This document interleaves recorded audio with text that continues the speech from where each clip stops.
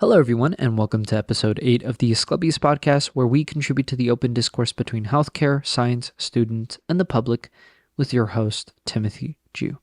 Now, just to preface, I'm simply a biochemistry graduate that is applying to medical school currently, so check in with your personal physician before making any decisions regarding your own health. I am not a governing authority on any topics, at least for the time being. Anyway, in this podcast, we have multiple guest speakers because this is a special episode dealing with independent living facilities. We'll be going over topics such as the importance of listening, the importance of purpose, the crazy world that is insurance companies, aging, and so much more.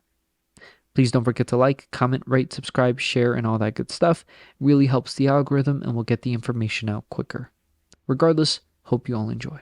But before we go on to the rest of the podcast episode, we have to mention our sponsor for today, which is us, the Sclubbies podcast. Now, you can support this project not only by listening, as you are already doing, following, hitting the like button, telling your friends, family, colleagues, loved ones all about this project as well, but you can also support us on our website. That's TheASCLEPIUS podcast.myshopify.com. Now, just a constant reminder, 10% of all proceeds from this project goes to Children's Hospital. But anyway, let's get you back to the episode because this one's a banger.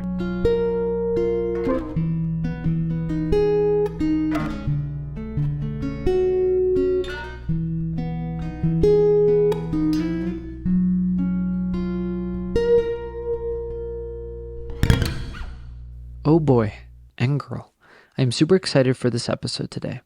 Now, I want to start off by explaining why I'm making this episode. I recently read a book called Being Mortal by Dr. Atul Gawande, and I really enjoyed it. It goes without saying, but I like saying, so I would highly recommend the read. Regardless, the book goes over statistics and studies about an ever-aging demographic. Given the advancements in healthcare and technology, we are witnessing an unprecedented time where we are starting to have more elderly members of the population than we do young. And with that comes its strains, and Dr. Gawande essentially goes over the various ways we as a society, with all its contributing members, are trying to alleviate that strain. We initially came up with nursing homes, where we had nursing staff members and healthcare workers basically monitor these elderly individuals that were not able to make the decisions for themselves. However, turns out that just being kept alive is not the same as living, as more and more people were experiencing depression and isolation in these nursing homes. This prompted a particular philosophy that led to the idea of assisted and independent living facilities. In assisted living, you basically have those nurses and healthcare workers on staff, but instead of limiting the amount of beer or candy these elderly were able to enjoy, they are not there to enforce, but rather to just assist. Independent living goes a little further, where this is just a community of similarly aged individuals who are well enough physically and mentally that they do not require any additional staff. The staff that they do require is an activity coordinator to fill up all that time. And fortunately, we have a really good activity coordinator on our podcast episode today, because our first guest, Tammy, does just that. And from what I've heard from every guest and person I could get a chance to interview or talk to, it seems that this lady is just the best at what she does. Now, I'm going to be introducing all of our guests with one word to keep it succinct and maintain the pacing of this episode. So, with that being said, the word I would choose for Tammy is just warmth.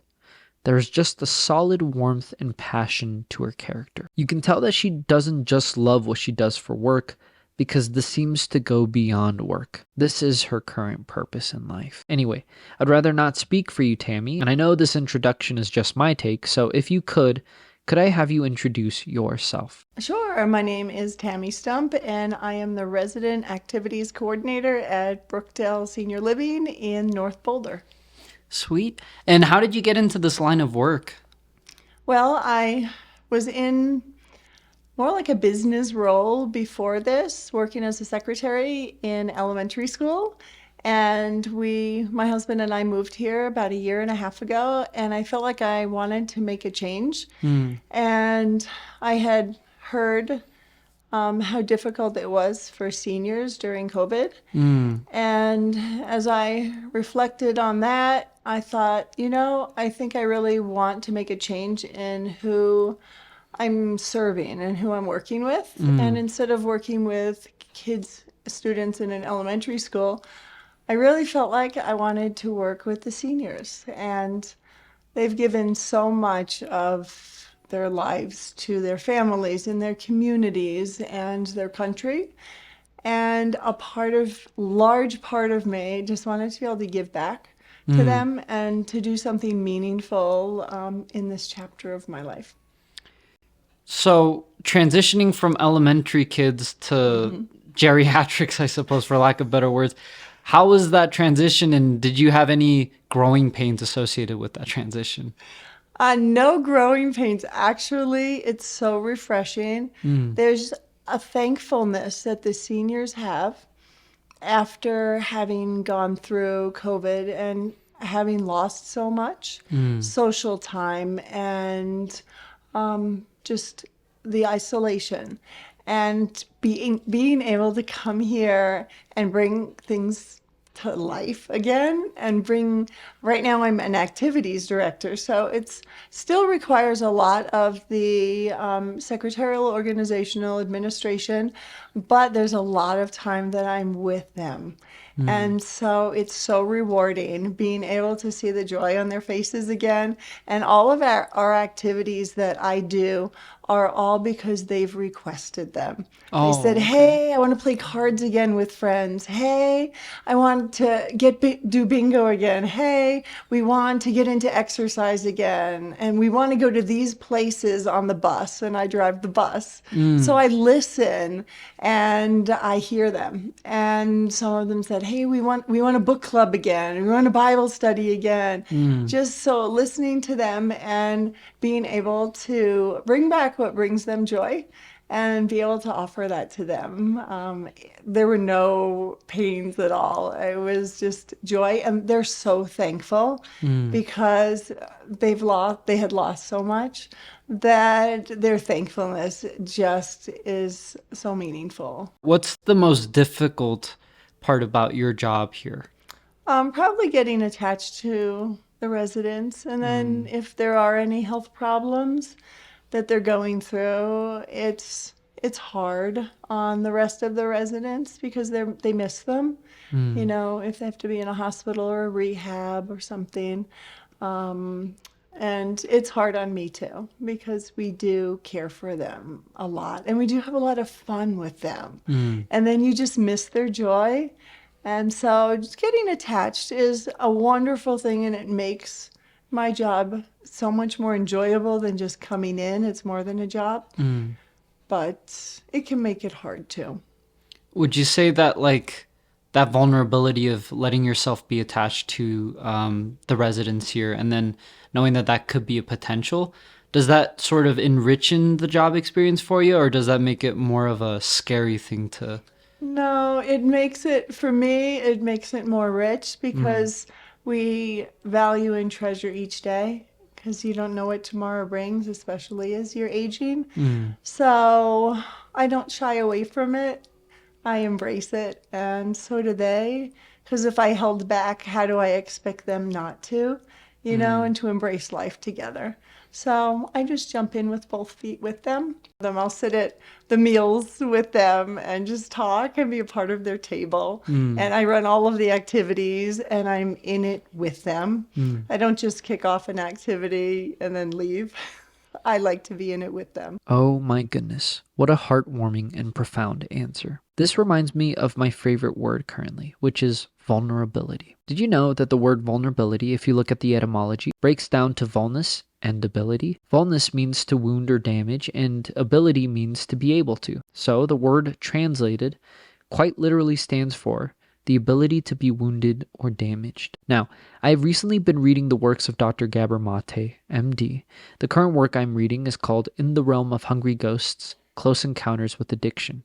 a book with a lot of interesting perspectives that argues for addiction as a precipitant of childhood trauma. Regardless, in one of Dr. Gabor Mate's interviews where he was a guest on a podcast, he commented on how one must be vulnerable or be able to be wounded in order to grow. All throughout biology, we see that animals typically grow when at their most vulnerable, when they begin shedding their harder layers and revealing the softened tissues just below. And I think this is just such a potent analogy that translates to any profession and pursuit. In this instance, Tammy is willing to incur damage and wounds in order to truly grow a relationship with these residents, as well as grow as a person, and I find that so amazing and inspiring. I mean, how often do we as people begin calcifying in response to our unresolved traumas? From personal experience, I've seen pain and past hurts crystallize into hardened shells that prevent growth. I have had to learn to be vulnerable myself in many instances. I also love how Tammy just said that she just jumps in with both her feet alongside her residents. More and more, I'm able to experience the power of leading by example. I think it's so easy for us as individuals who might battle in the arena of being mentors,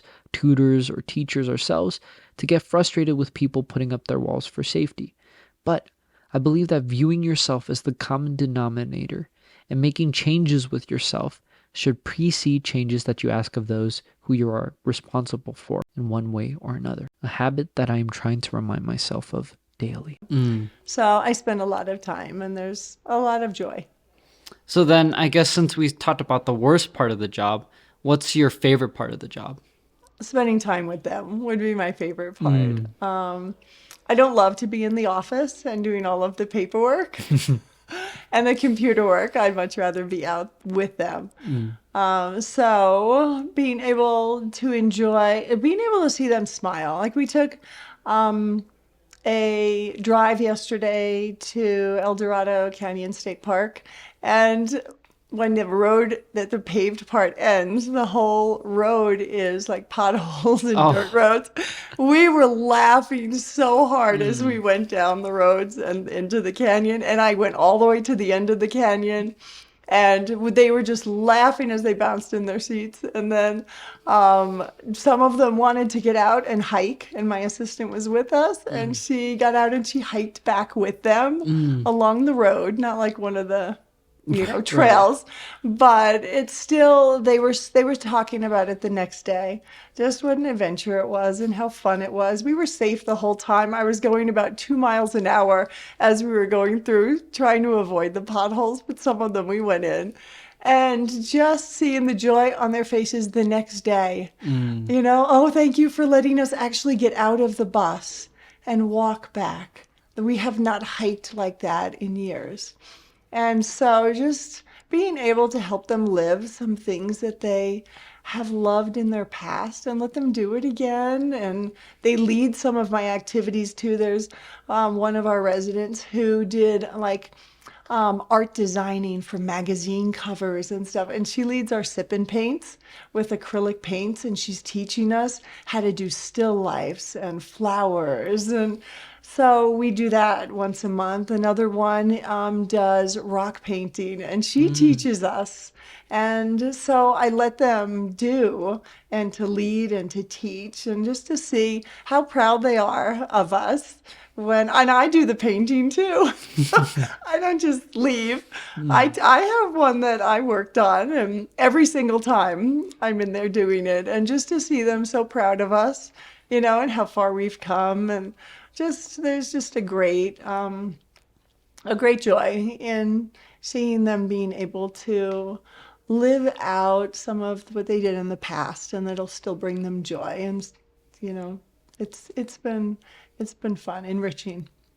Once again, not to beat a dead equine, I think this is such a beautiful analogy for life. The bumps and potholes, or the friction and deviations we encounter in life, acting as nucleation sites for truly experiencing the highlights of life.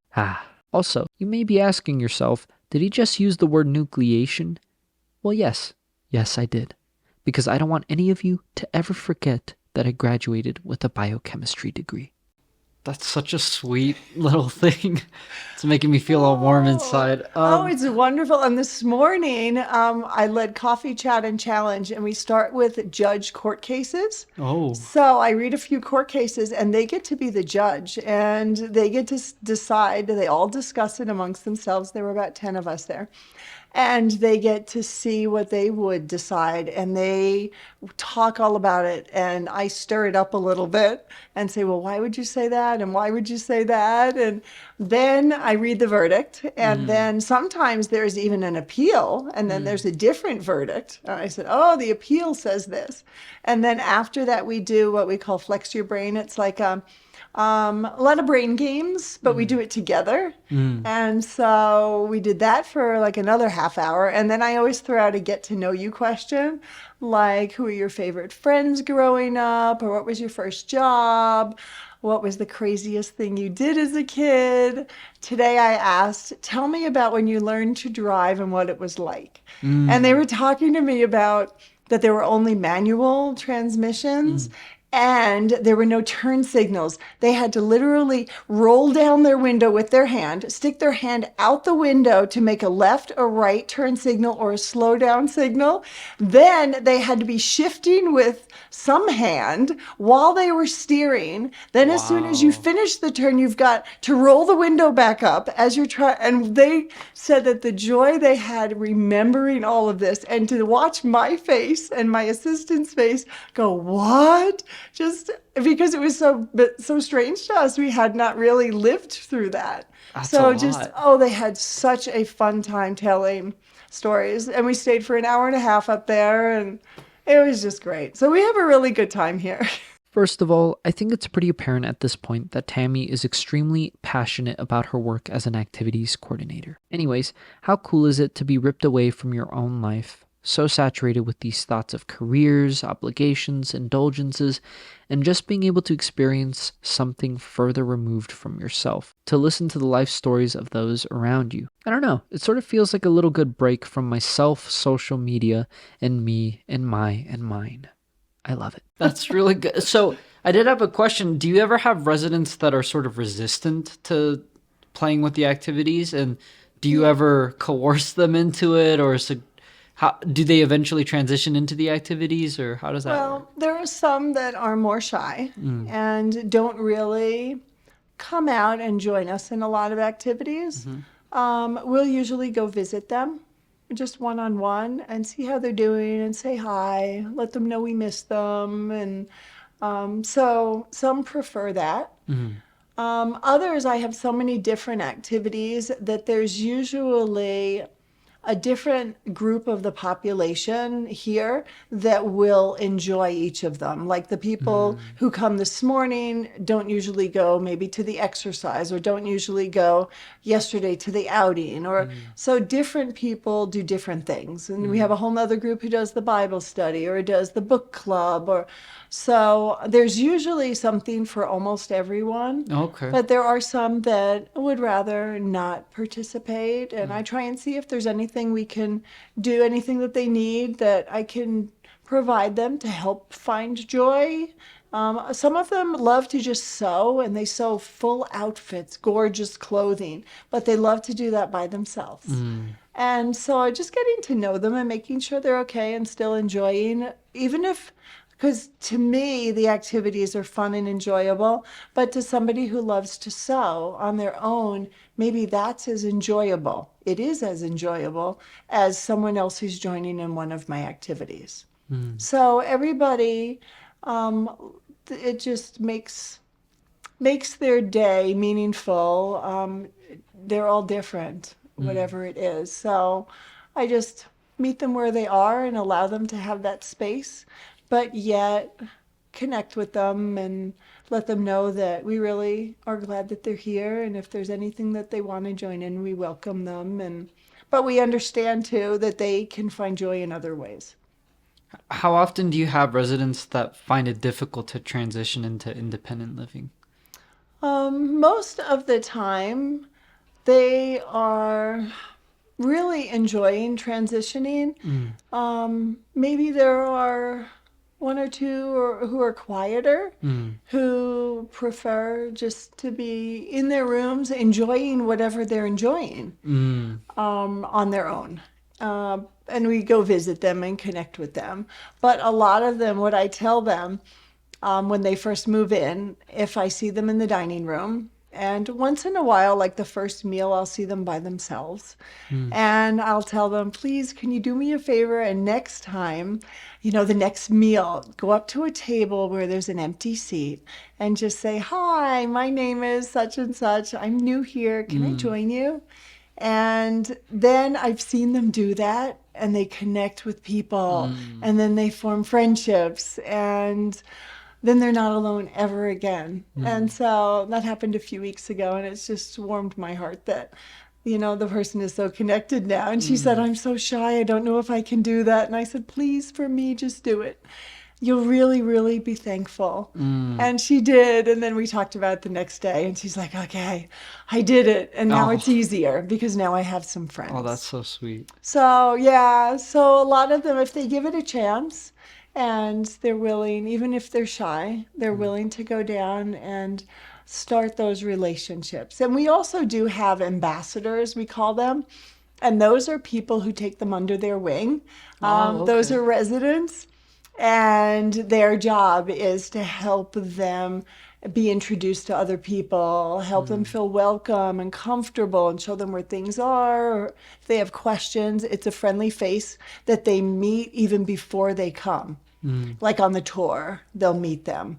And so at least they have someone, and I always meet them on the tour too. So, and then I pop in like the first day or two, I look for them in the dining room and see, if they're eating meals yet with people. And so we keep an eye on them and try and help their transition go well. Now, I'm going to keep this comment brief, but I think the thought of respecting people's decisions is such an interesting one. Maybe this concept is a little more explicitly addressed in healthcare with phrases such as quote-unquote patient autonomy and quote-unquote bioethics. But just because it may not be an explicitly stated part of our jobs as humans, this concept definitely extends beyond medicine. To respect the decisions of others and view their pathway through life as credible as your own. It's such a crazy topic, and despite the fact that we believe we know a solution that may or may not be the best decision for another, the ends may not always justify the means. I'm assuming most people would find their life more fulfilling and substantive by avoiding isolation, but Tammy's job here is not to just create a fun environment for these people, but also to respect their current ideology, beliefs, and desires. I found it interesting because I could sense a deep sadness in Tammy's eyes when I asked this question. Despite literally just asking her about the most difficult part of the job and her responding that it's when she loses people, I think the fact that some of her residents choosing to live in isolation could be just as, or even worse than having residents pass. In a way, passing is natural. I mean, newsflash, mortality rate is 100% last time I checked. But isolation really goes against our biology. We be social. Regardless, I guess as people, we try our best to do right by those around us by respecting their decisions. Prima facie, I might add. So are there any misconceptions that people have with independent living or your work here? Well, I don't think, before I started working here, I didn't know the different levels. So I thought that senior living was all more like maybe assisted. I didn't realize there was this level. So there's independent living, which is where we are. And then after that, there is assisted living where you require more help. And then there's also care for memory and things like that. So there are different levels and different needs. And so I didn't even really know that this level existed. And then being here and seeing that there is so much life still to be lived by them, and they can lead things.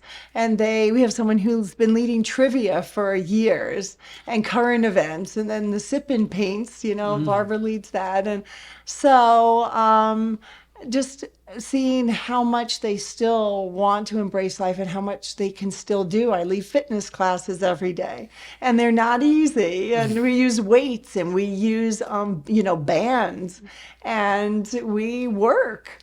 So we being able to just realize how much they can do and how much they want to do and the joy that they still have. And the friendships are the sweetest, to see them forming friendships with each other. And even outside of my activities, they're together doing puzzles and talking and things like that. So that I really hadn't pictured all of that. You know, we've got a bunch of guys who play pool together.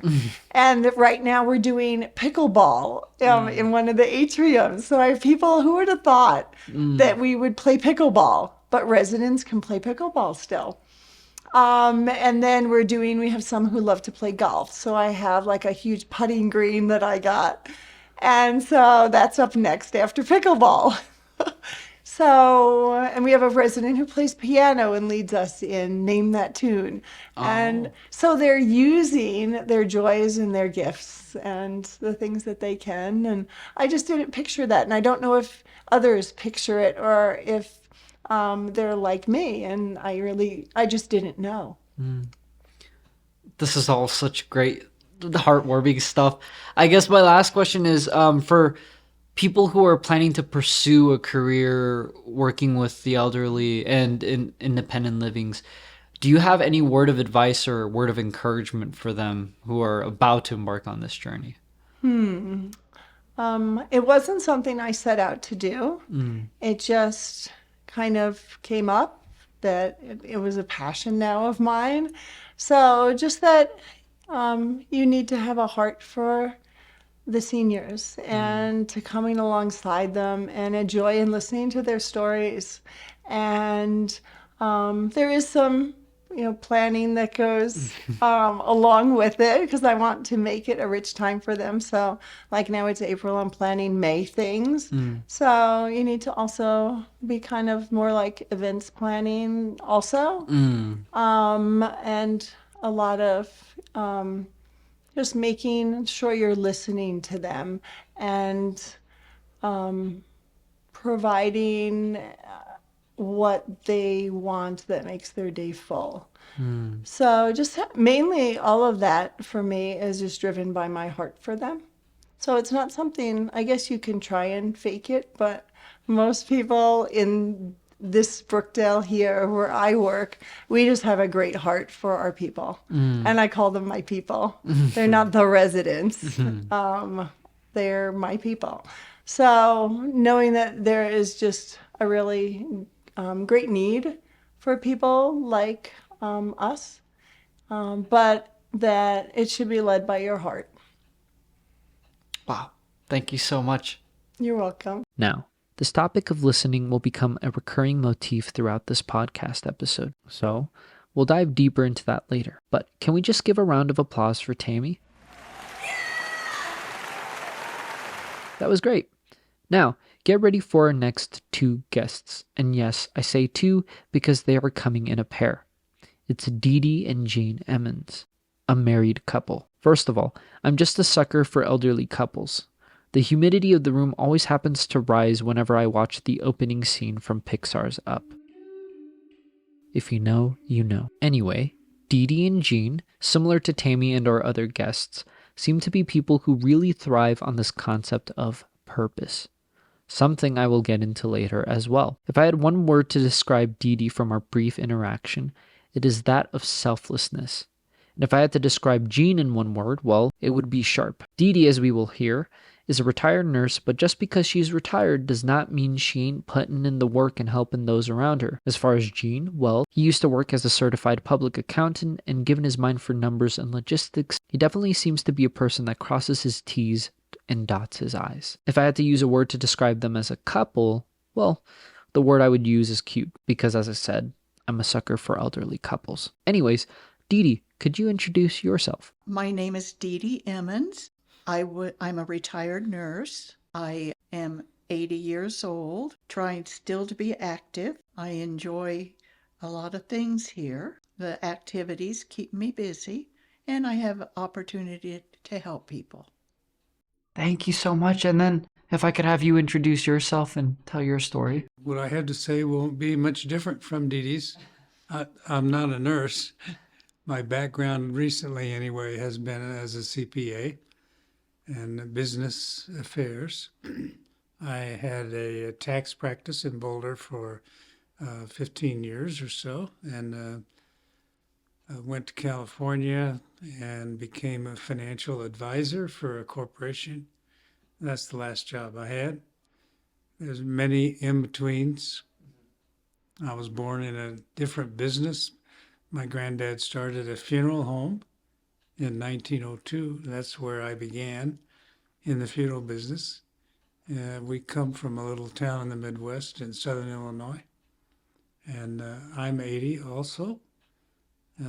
We went to high schools 4 miles apart, never knew each other much till we got out of school, and got married at a relatively young age. I have 2 kids and 6 grandchildren.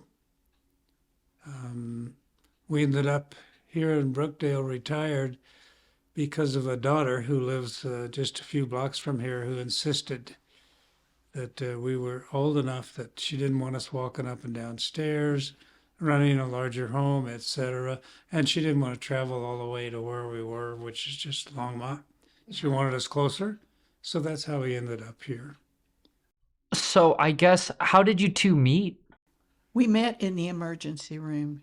That's where he asked me for our first date, in the emergency room. And what was the context of the emergency room visit? Well, I was a nurse, and his family owned a funeral home, and they did ambulance service. And at that time, he was working there, and he brought the patient in, and we were just chit chatting, and he asked me to go to the movie. That's how it Actually, happened. she was a nurse to me because the patient that I brought to the Yeah. hospital was mentally ill. It was a lady, and she hit me, and I had glasses on, and jammed the glasses into my forehead, and I started bleeding. Yes. So when my helper, happened to be my dad, came in the emergency room with me, the doctor said, "I'll take care of the patient. You," referring to Dee Dee, "you take care of him," meaning me. So she was patching up my nose when I asked her for a date. I knew who she was. Our families knew each other. It was a small, low density population county, and we all knew each other. But I didn't know her well enough to ask her for a date till then. And that's how we got together in a romantic way. And so she said yes. I did. Yeah. I did. How was the transition to independent living? When your daughter proposed it, were you originally open to the idea, or did it take some coercing, or? I'd say it took some coercing. I mean, we had a home, we liked it, we had great neighbors. It was, going to be a different life. So, What eventually pushed you over where you were like, okay, I guess we're gonna go to the independent living? I had some little concerns about getting older and running a house and considering the nuisance for me because I'm not gifted mechanically of chores around the house. I always have to get some help, worried about, things wearing out and my inability to efficiently take care of them. Maybe I was getting old enough to get rid of that worry. And so I wasn't too hard an argument to switch.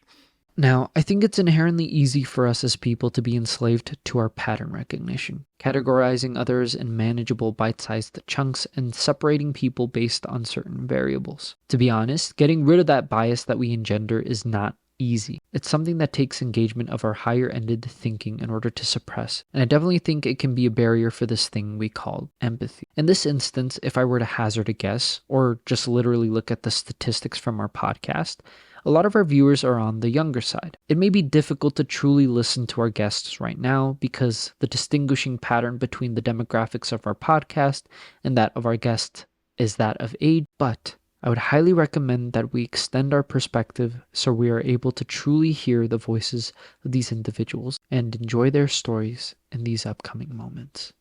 Was the transition to independent living like a stark one, or was it like eventually comfortable and you got your groove into it? How long did it take for you to feel at home at the independent living? It didn't take me very long. Um, I don't know if you want to know. I mean, I feel really spoiled living here. I don't grocery shop, I don't cook, I don't clean. I mean, I don't I don't fix meals, and it's kind of a nice life after all those years. I'm a worrier and I worry about money.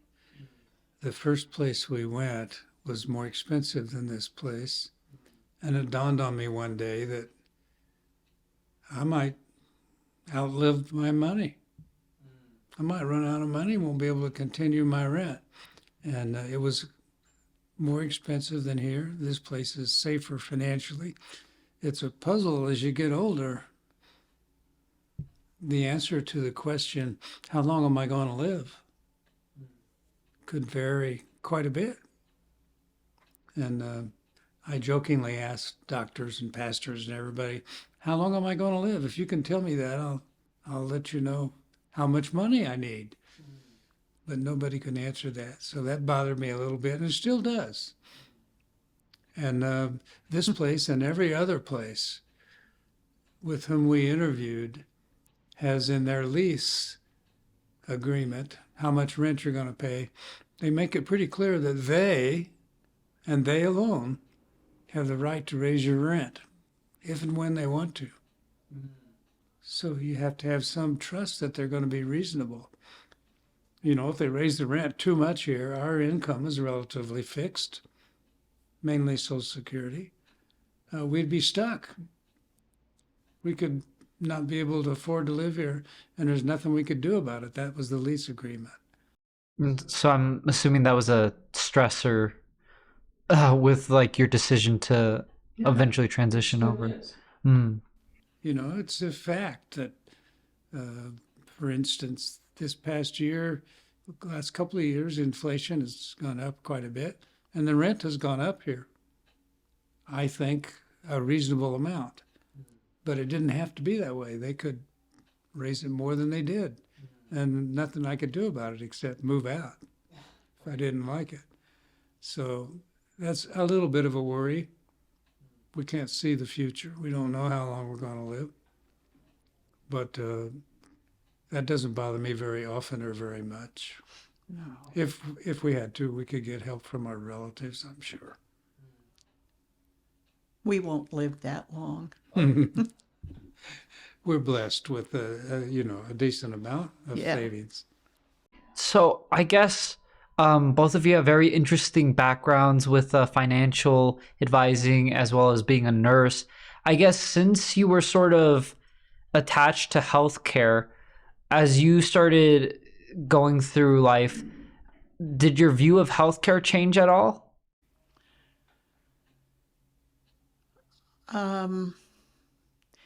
It's different. I think when I first would, well, even when I quit practicing, I don't think it was quite so, I'm not sure what word to use here, so rigid. I think healthcare was simpler. It was easier for people to get healthcare, but there is good healthcare out there. I mean, there really is.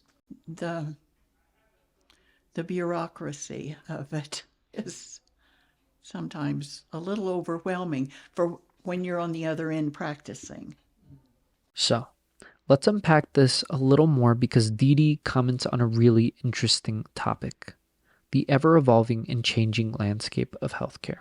I recently had a conversation with a pediatric pulmonologist slash physician scientist, and they talked to me about how more and more physicians these days don't really know how to think anymore due to the current state of healthcare and various curriculum changes. So let's just elaborate a bit further because I know that's a lot. Particularly, the topic that reared its head throughout the course of our conversation was that of guidelines and trees. In healthcare, there are these various guidelines that we follow which are based on large pools of data. A cardiologist I occasionally work for, and needless to say, respect very much, told me to check out a little bitty association called the American Heart Association, or AHA. The AHA was originally founded by 6 cardiologists in 1924 and has since grown into a huge organization with over 35 million volunteers and supporters. Of course, I perused over some of the research and literature, and I won't go over all the specifics here because, well, that would easily make this a several-hour podcast episode, which doesn't sound fun to render, but also because I don't want to lose sight of the forest for the statistically significant trees here. The thing that I want to point out is that this type of medicine is a double-sided scalpel indeed. On one hand, as the physician scientist that I was talking to pointed out and conceded, this type of medicine allows for standardized care, which means that we, as the large organism of healthcare that we are, will be less likely to make mistakes on average, which is great. In addition, this democratization of medicine can also allow for advanced primary providers, such as nurse practitioners and physician's assistants, to practice based off these guidelines and ease the strain on practicing physicians without having to know all the granular specifics that physicians are trained to know. Also, as another cardiologist, different from the one that suggested the AHA to me noted, it's just a very efficient and good way of teaching material to students and offer a good primer. However, there is a but. And a big but at that, my friends. When saturated with the macroscopic endpoints of years of life lost and years of healthy life lost due to disability and mortality rates and all of that, you begin to shift the emphasis from understanding to simply remembering. This is very interesting because you obviously want a doctor to not have to think about the language of medicine, but at the same time, you also want your doctor to do more than simply rehashing all the words and sentences they've read from the dictionary of medicine. As the physician scientist pointed out, when asking questions of what should be done next, given certain variables, residents and medical students typically don't have problems answering those. But whenever the physician scientist asked why, that question was often met with silence. As the cardiologist pointed out, guidelines can act as nice primers, but eventually work experience and time will allow you to truly practice medicine outside the scope of guidelines. Time allows you to practice your own type of medicine. Man, when talking with all these healthcare workers whose work has spanned several decades, it really is cool to see their perspectives on the ever-changing field of medicine, which in many ways simply reflects the changes in society at large. Anyways, I digress.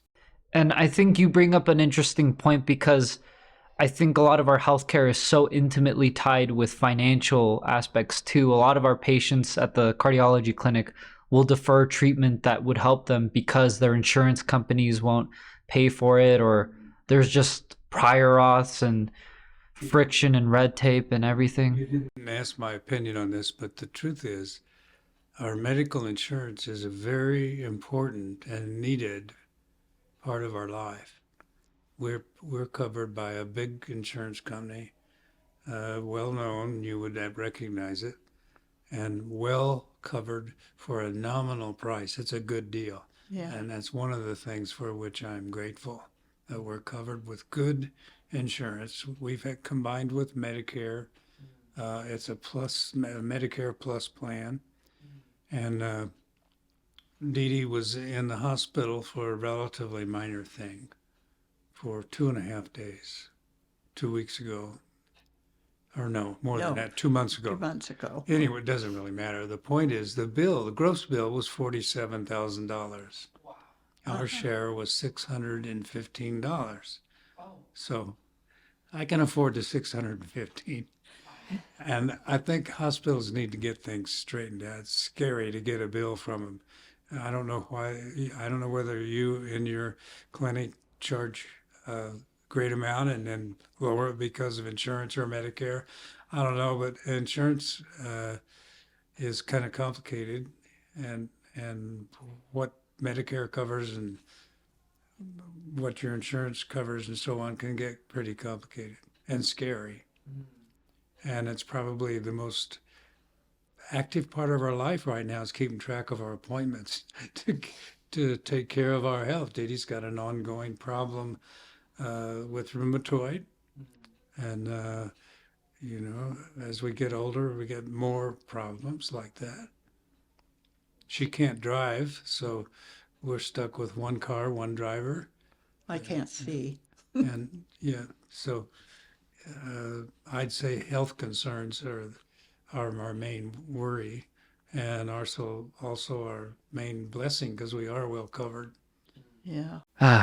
Expensive healthcare costs and cold, heartless insurance companies, everyone. Now, I always viewed finances as that one aspect of medicine that I wish just didn't exist. But as I've slowly realized, money is here and it's here to stay. And as the great Stoic philosopher Epictetus once said, life and its events don't have the power to make you happy or sad. Your interpretations of life and its events do. So, in efforts of practicing what I've read, I've tried my best to shift my interpretation of bureaucratic annoyances such as money into a healthier and more productive one that actually benefits the situation. I have recently chosen to acknowledge and concede that money is simply a component of medicine and care just as much as an organ system can be. We have the cardiovascular system centered around the heart and lungs, the endocrine system centered around the hypothalamus, the nervous system centered around the brain, but of course, the financial system centered around the wallet. So, what is the deal with insurance companies and inflated prices in healthcare? I read an article called Healthcare Blame Game: What Hospitals Charge versus What They Get Paid by Dr. Jonathan Kaplan.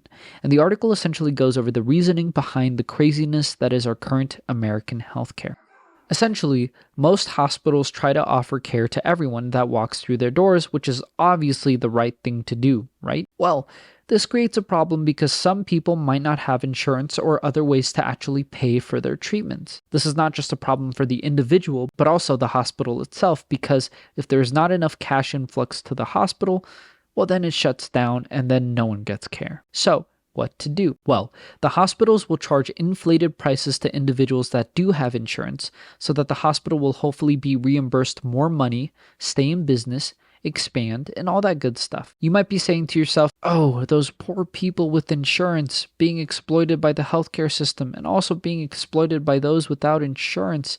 They're getting duped. Well, before we cast judgment, the actual people who are supposed to reimburse the hospital is the federal government, or at least in America, Medicare/Medicaid. The unfortunate part, however, is that the government knows hospitals will do this, so they will only reimburse a portion of the bill based on this black box called the Diagnosis Related Group, or DRG. Now, I'm just going to call it DRAG because, well, I find it a fitting name. This black box is essentially a complicated web of equations that take many factors into account, such as the complexity of the disease process with its associated potential complications, and much more. So, rather than reimbursing the whole bill, the government will pay their predetermined prices, which are based predominantly on the DRAG black box of equations. In summation, that just means more expensive bills for the great citizens of the United States of America. Now, you might be wondering to yourself, why are hospitals running out of money or needing so much more money all of a sudden? Why are they in such a precarious place? Well, first, just to confirm that their prices are indeed inflating, we see that the CPI, or Consumer Price Index, which is the average change in price paid by urban consumers, has grown by 2.4% yearly overall, but by 3.4% for medical care, so a whole 1% more. Why?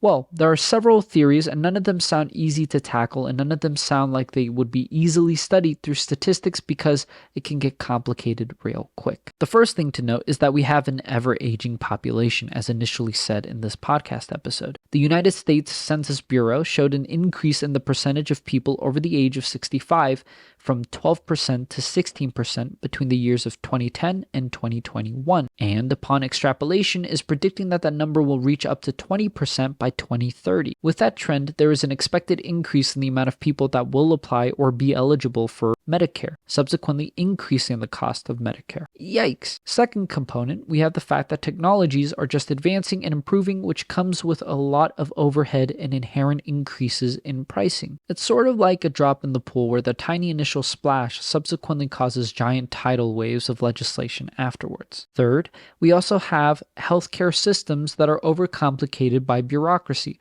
which can lead to a lot of financial waste and inefficient spending within healthcare. And the fourth proposed major contributing factor is the potential for the consolidation of healthcare institutions and hospitals, which can lead to monopoly, everyone's favorite family-destroying game. And this obviously can lead to increased prices due to lack of competition. Wow, wow, wow. Well, at least you get what you pay for, right? I mean, hopefully, at the very least, these increased prices would lead to better outcomes in the great US of A's healthcare. Well, unfortunately, based off the statistics from the Organization for Economic Cooperation and Development, or OECD, the US consistently ranks as number one in healthcare costs and yet does not lead in expected years of life. Furthermore, the United States of America leads in obesity and diabetes, which are sort of considered important comorbidities in healthcare, as you are most likely well aware. There are also plenty of other statistics from the same paper that shows this spending to be somewhat inefficacious, but you get the multi-billion-dollar point. So, what to do? Well, as they say, you can't make omelets without cracking and breaking some Fabergé eggs. By the way, Fabergé eggs, for those of you who don't know, are these super intricate Russian jewelry eggs, with the most expensive having been sold for roughly $33 million.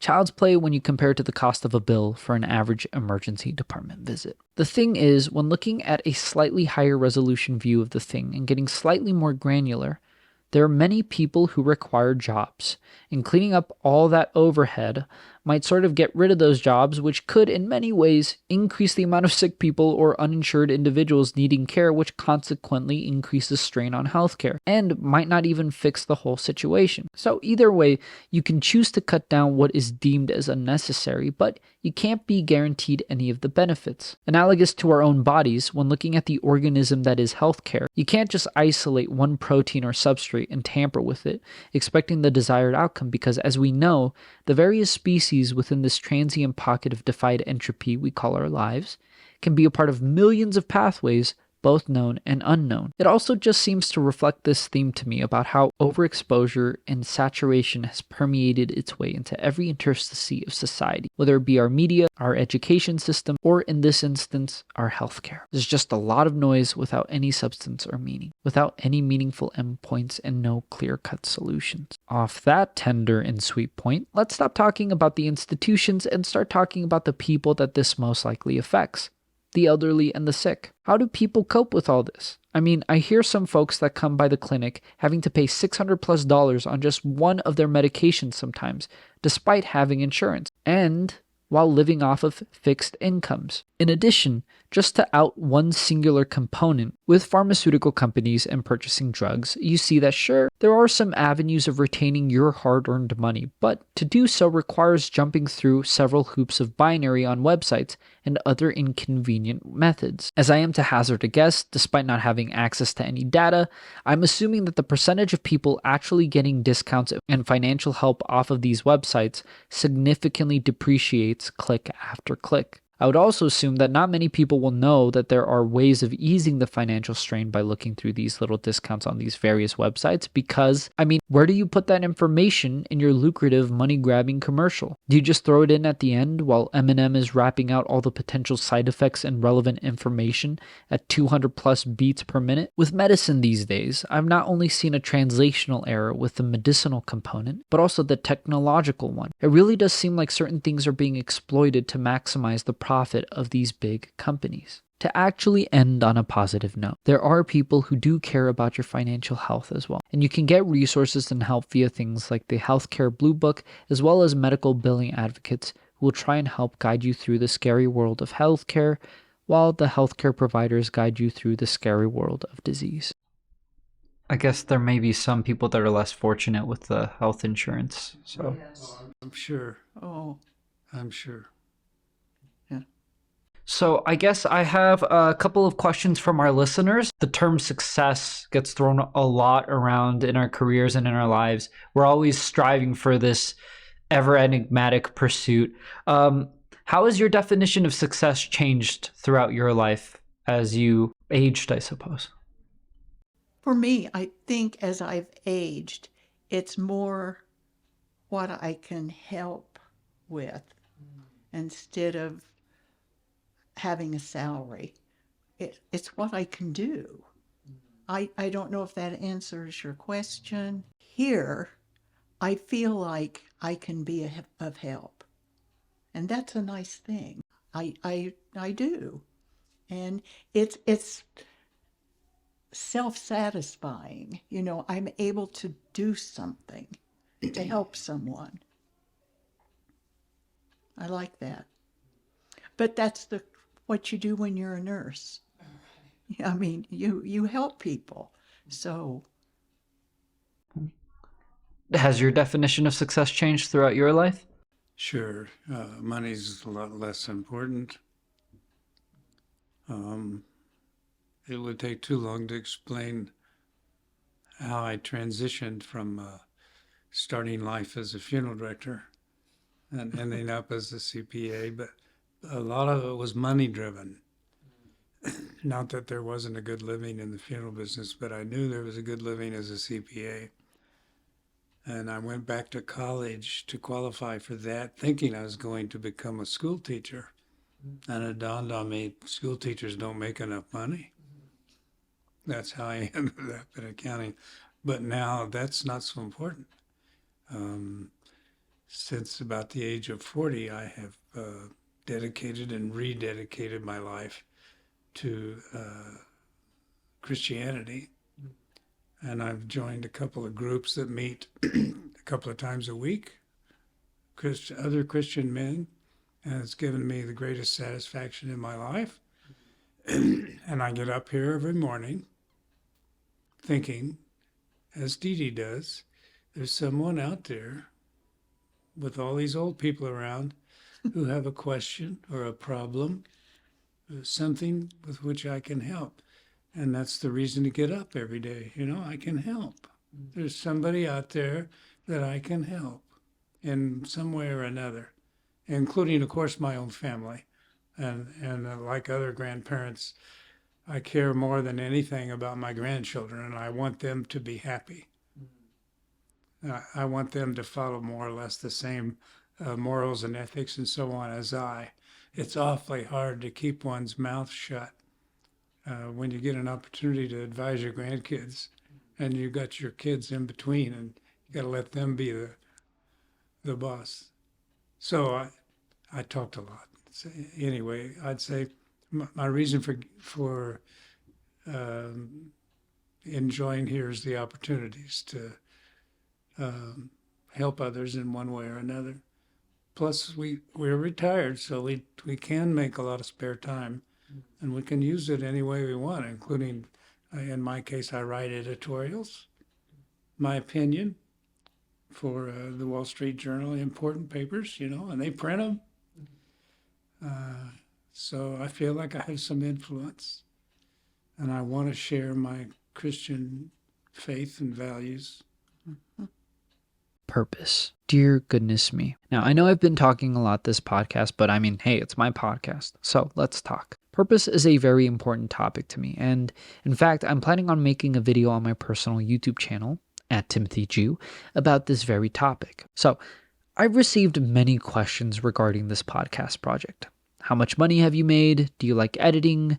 Are you spending so much time on it? And well, why are you even making the project? I mean, what's the purpose? To be frank with you all, at the time of writing this script, we have amassed a grand total of $4 donated to our local children's hospital of Aurora, Colorado. I've not submitted the check yet because I'm hoping to turn in the check as soon as we get more than $50 because I think it's sort of dumb to submit a $4 check. But anyway, if you do the calculations, that means that we've made $40, which is really abysmal relative to the amount of money we have already invested into this project. In fact, if you look at it, I'm essentially paying a monthly subscription to maintain this project.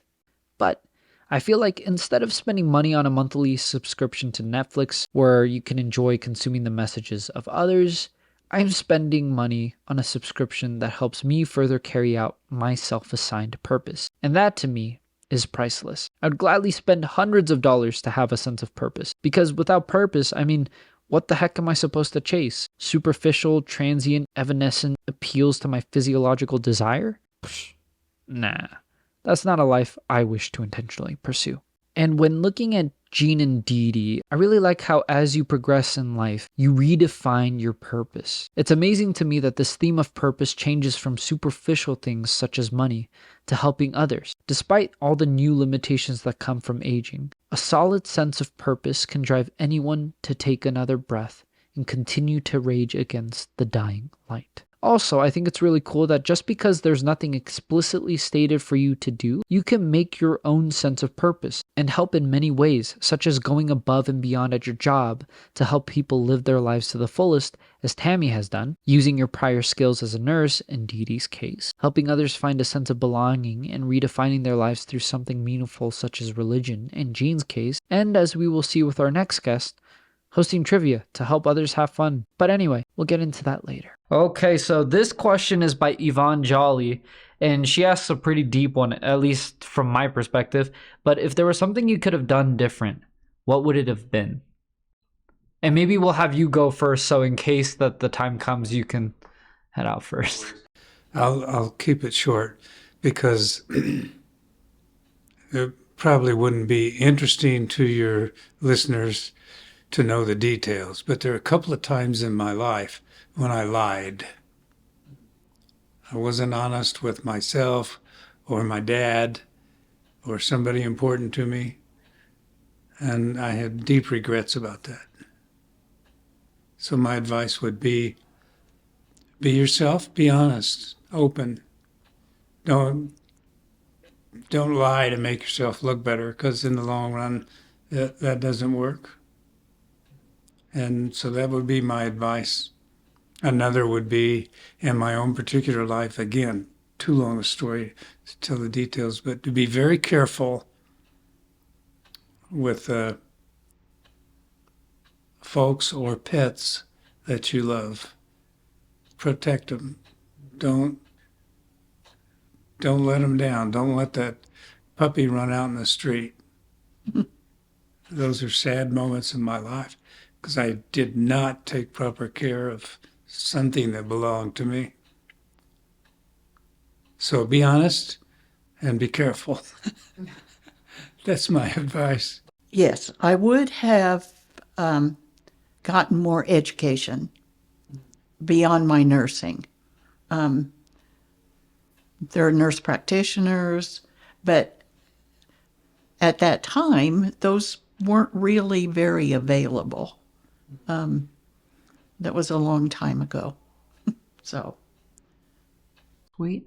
And I guess my last question for the both of you before I have you enjoy your lives with me out of your hair is there a favorite moment that you have shared with each other?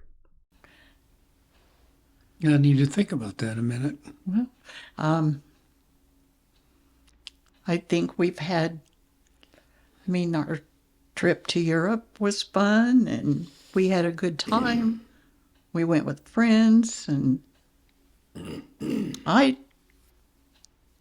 what else?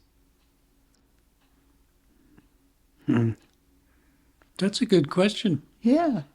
I can't tell you a favorite. That doesn't mean we haven't had fun moments. Yeah. I suppose greeting one of or two of our grandchildren. We were there when they were born, for the most part. Yeah. That was a fun moment. Well, thank you so much for your words of advice and wisdom, and I'm pretty sure our listeners will appreciate it. Thank you so much. Thank you. Thank you. Dee Dee and Jean, everyone. Now, I just want to introduce our next guest, but also revisit the topic of overexposure and saturation. More and more these days, I find myself having to remind myself of patience and of pacing. If someone's talking to me, they better be quick and efficient. If I'm watching a video on social media, it better hook me within the first couple seconds and make sure that dopamine is hitting those receptors at the right time, or my thumb is flicking off to the next video. But I would really like us to just exercise our muscles for listening, for taking a breath. Our next guest is Bob. And well, he's a good storyteller, and an avid one at that. He has an interesting story, and I just felt so grateful for being able to listen to that story. I hope you are all able to enjoy this interaction as much as I. Anyway, Sir Bob, could you introduce yourself for our audience? Okay, well, my name is Bob Robert Hannock. I'm from New Jersey, and I went to college in New Hampshire, and I went to Dartmouth College. And during my early alumni experience, I was part of the admissions process at Dartmouth. So I have had some experience with college-age kids who hope to be in a nice college like Dartmouth. And anyway, we after that I came out. I was in the service for 2 years in the Air Force. I flew a jet bomber, and after that I came out. I was married at the time.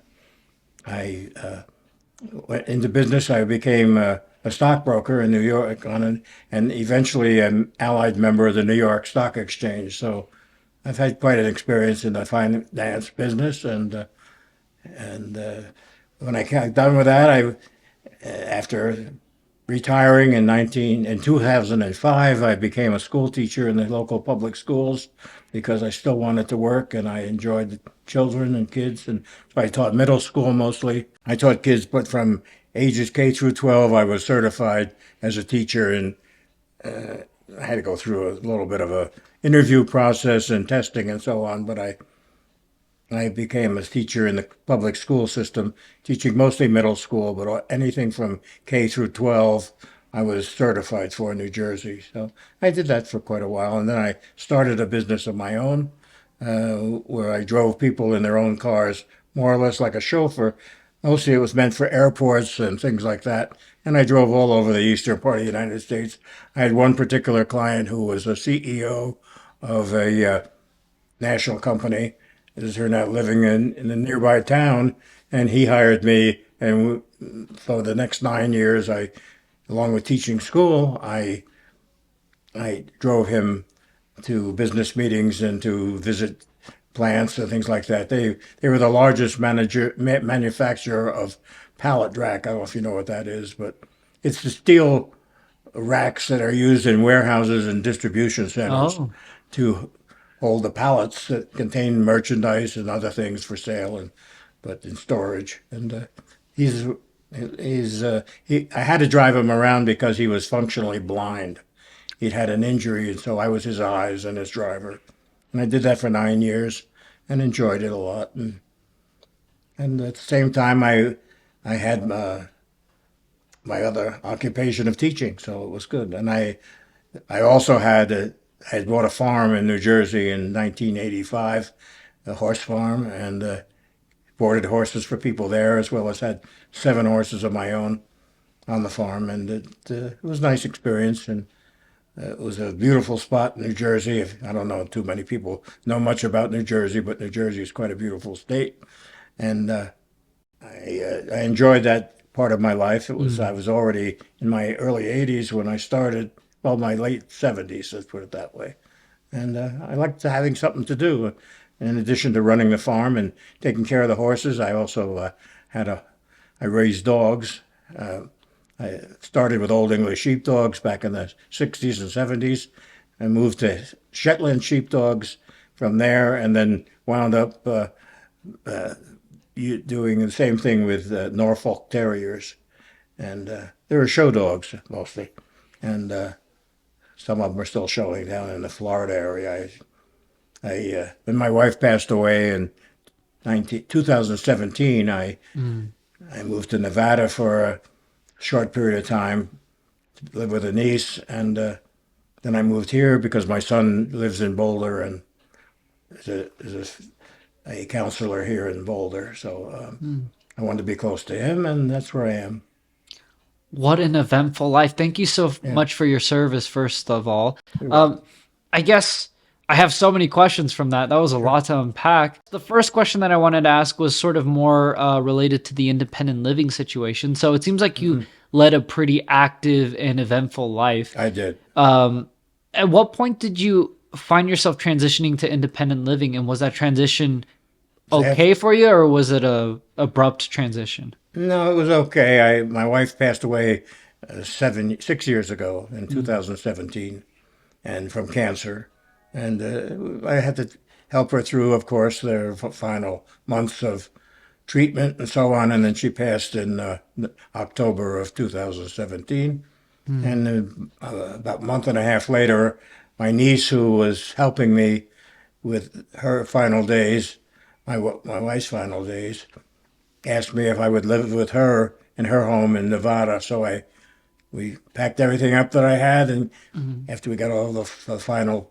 affairs tidied up for my wife, and we drove to Nevada, and I lived there for 8 months. Mm. But I wanted to put my family back together. I have a daughter in Connecticut who lives there and is in the horse business as well. She doesn't own horses, but she runs all the horse shows in the state of Connecticut year round. Mm. And I have a couple of grandchildren in Connecticut there as well, fully grown, adult grandchildren. I'm And so sorry to hear that. other than that, I love independent living here. I have a lot of friends. I do a lot of stuff here. I run a few programs on 2 or 3 days a week. I love playing bridge, which I is, heard you played bridge before our interview. my wife was a big bridge player. She was Mm. a tournament bridge player, sort of world class, and she played bridge every day of her life for 20 years before she died.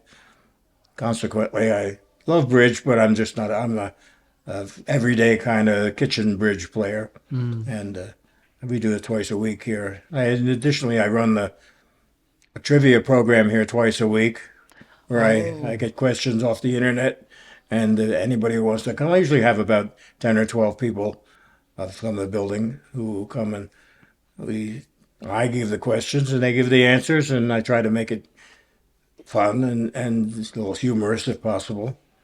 And then after that on Thursdays, I run current events. Everybody's interested in current Mm. events, and so I lead an hour of current events. It's sort of a loose hour because we let it go longer if Mm. need be. There's so much happening in the world. I just like to keep on top of it, and I'm a news junkie. I've always loved to listen to the news and watch the news, and Lord knows we have a lot of it right now. So that's what I do, and otherwise I just participate in a lot of activities here, and I have no dogs or horses anymore. That's all over, and so this is a new life for me, and I enjoy it. So you've been doing trivia questions for how many years? Since I've been here this is my 5th year here. So So within the 5 years, have you realized that there's an art to finding the best trivia questions? no, No, you just we go get them for off it. the internet. Oh, you just And okay. One of my better interviewing moments. I'm not gonna lie, but I love how straightforward Bob is with his answers, how pointed his content is. I can get into my head sometimes. Well, actually, a lot of times, as my girlfriend can attest to. I often take things in a very cerebral, philosophical, and nerdy way. It's like I'm running laps in my head over and over again without gaining an inch of movement. So, when it comes to people like Bob, or even people like my girlfriend, I really appreciate them because it really is simple for them, and there's just such an inherent grace in how they approach life. This is definitely a quality I respect or find attractive. Also, let's just clarify here. I respect Sir Bob and I find my girlfriend attractive. Yikes. Okay, anyway. you know who can tell you more about that is Tammy, who runs the Mm. adult activities here. But we've always done it that way for the last 5 years. I rely on the director to take them off the internet, and I just deliver them the questions. Everyone seems to be showering Tammy with praises, so She's she seems to be wonderful. doing She is great just work here. the most wonderful person you ever Mm. want to meet. She's runs all the programs here, and she does a wonderful job. And she's the best person of that status that I've ever seen. And we've had some good ones here. I have one who's actually working for the chancellor of the University of Colorado now, and Mm. in a capacity, and she was wonderful too. And she was here for a number of years, but she took a job at university, and after that, Tammy took over here, and the rest is history, so to The speak. rest is history. One of our questions from our viewers, they asked if does routine ever stop? And this is by Trisha Roy. Oftentimes we wake up at 8, brush our teeth, get ready for work. As you're living your life, did you find that the redundancy of routine, does it ever change? Does it ever get better? Or is it something you just It changes, manage? of course, from time to time, but never bothers me. I just adapt to whatever it is. First of all, thank you so much for your question, Trisha Roy. As I mentioned in the beginning of this podcast, I've been recently reading a book called In the Realm of Hungry Ghosts, Close Encounters with Addiction, written by Dr. Gabor Mate. On our most recent Patreon exclusive episode number 6, available on all platforms, by the way, so check it out, I tried my best to articulate the difference between my definition of goals and my definition of purpose, and I failed miserably. But when reading this book, I found a quote that works really well to describe my point. When Dr. Mate was working on his own battle with addiction, he shifted his focus from mission accomplished to mission accepted. If we keep chasing these individual steps, it can become quotidian, mundane, monotonous, and draining. We can chase for meaning within the granular and specifics of it all, and find ourselves disappointed time and time again. But if we shift our focus to a purpose or direction, then the individual steps fall into place without their associated highs or lows. Given my various backgrounds in art, I find it analogous to finding the composition, the movement, the ideas, the meaning, and the moral of the story. You focus on those first, and typically I find that all the individual shapes, colors, characters, and notes will typically follow suit. I hope that answers your question. I did have another question from Clearest Lacuna. Okay. So they asked, does it ever truly get better? And it sounds like a very dark question, but I guess what they might be getting at is I think sometimes we have our dark moments and our dark days, and I think we're always told to keep our head up. I know that one play, Annie, they always say the sun will come up tomorrow. Right. Is that true? Does the sun I think so. come up? I think I'm a half glasses half full person. In other words, I'm an optimistic person. I like living. I like life. I hope I've got a few more years. I'm going to be 89 in a few months. Oh, couple months. congratulations. Thank you. And I'm taking one day at a time and enjoying it and doing whatever I can. Obviously, I've slowed down a little bit, but I still seem to have my brain functioning okay, and I think, and others may dispute that a little bit. What do you think is something that people tend to overlook in their life? And that's by One Iguana. So very interesting name. I tend to overlook. So I guess, is there anything that younger people might miss the forest for the trees? Sort of? Well, I see that young people today don't seem to have the patriotic. I'm a very patriotic person. You can see I'm wearing a flag. I noticed. I wear it every day. I'm very much a patriot of the United States. I've lived here all my life. I've traveled quite a bit around the world, but but most of the time has been spent here. And in business, I've worked for almost every year of my life, and I started very young. But I think the kids today are a little bit cynical or skeptical. Of course, I'm a skeptic too. In a lot of ways, but I think the kids are not as patriotic today as they were in my youth. So I don't have much to comment regarding patriotism, but I do want to touch on this topic of cynicism and skepticism. Now, I'm also planning on making a video about this topic on my personal YouTube channel. The main thesis is expressing my distaste of cynicism. Also, keep in mind that this is all coming from a learned optimist. In fact, during my childhood, up until college, I was heavily cynical. Anyway, what I've come to realize is that cynicism is not a personality trait. It's immaturity.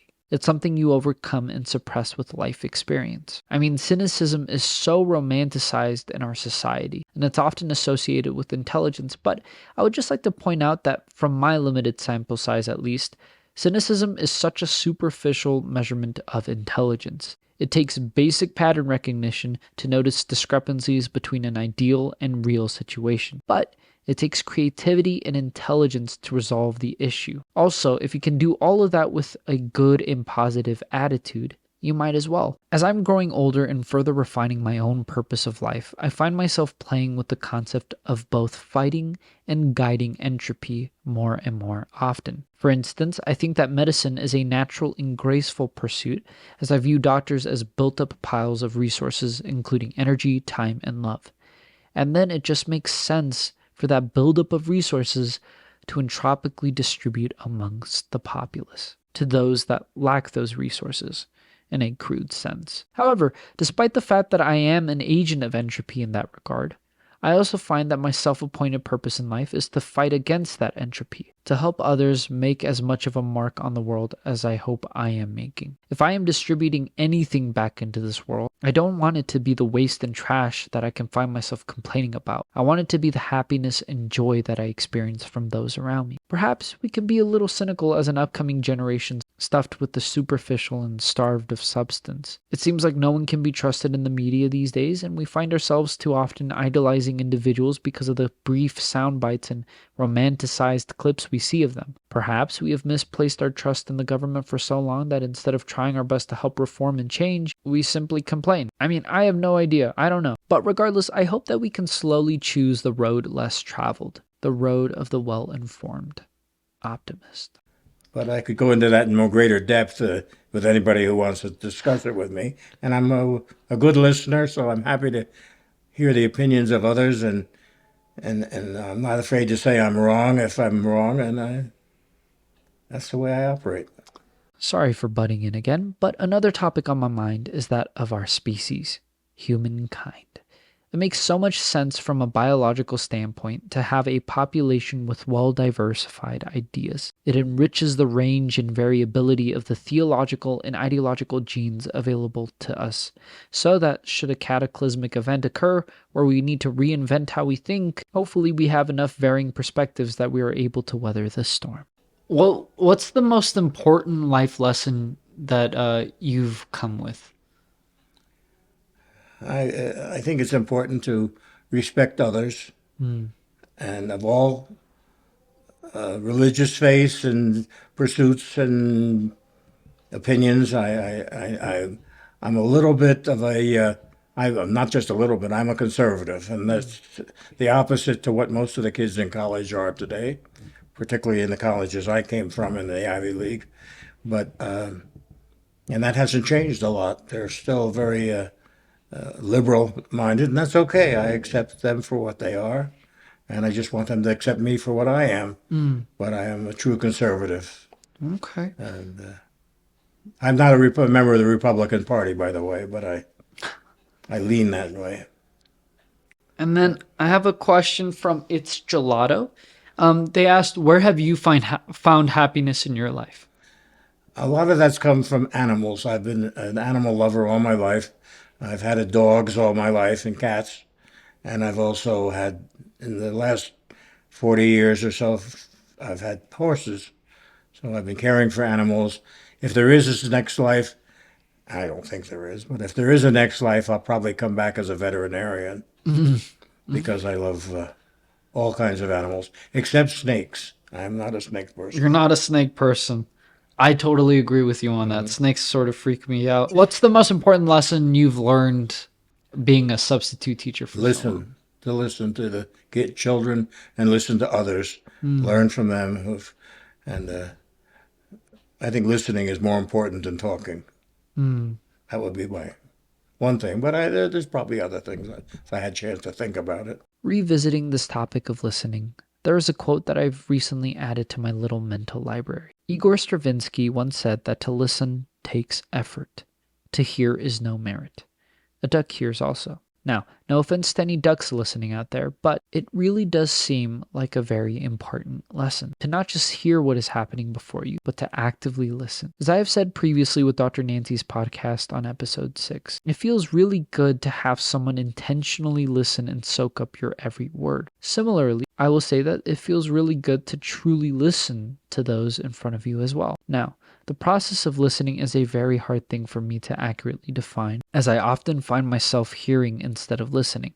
But one of the things I've realized is that self-doubt can often facilitate proper listening, to entertain the possibility that perhaps you don't know. Hopefully that works for you, because it sure works for me.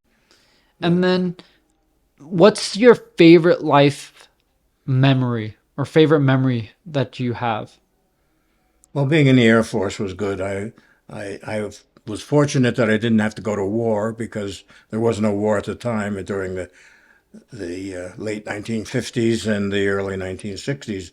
I got out just as the Vietnam War was starting, and I was in the reserve, so I could have been called up to serve in Vietnam and elsewhere, but they didn't call me because my plane was not used in the service, the plane I flew.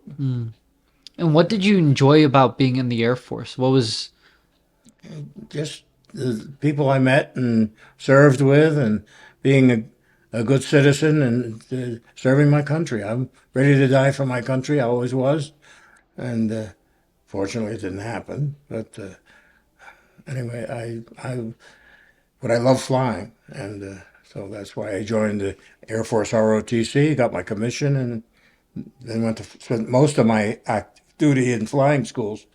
and then has your definition of the purpose of life changed as you Not really very much, no. and what is your definition of the purpose of life? To be a good citizen wherever you live and serve, and a good family, good father to my children, and to have a traditional family, and we did, and I think to serve your country and your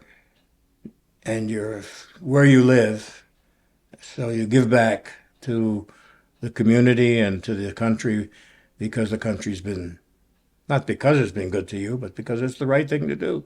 Mm. I've always been a believer in doing what's right, in my opinion. I'm not always right, Right. obviously, but I try to do what I think is the best thing at the time. And then I guess my last question for you Okay. today, is there anything that you would like to leave for our listeners? So predominantly these are individuals that are going to be working in the healthcare fields and helping others and trying to be those good civilians, as you said, helping their country in their Well, own just ways. love what you do, and find something in your life that you love and do it. I said that to my kids in school as a substitute teacher, and I said, they used to ask me questions. They all called me Mr. Bob, and I said, they said, what do you think I should do? And I said, well, just be yourself. Find out who you are and be it. And when you finish school and hopefully successfully, and move on towards a career in college, or college first and then a career, just do it the best you can.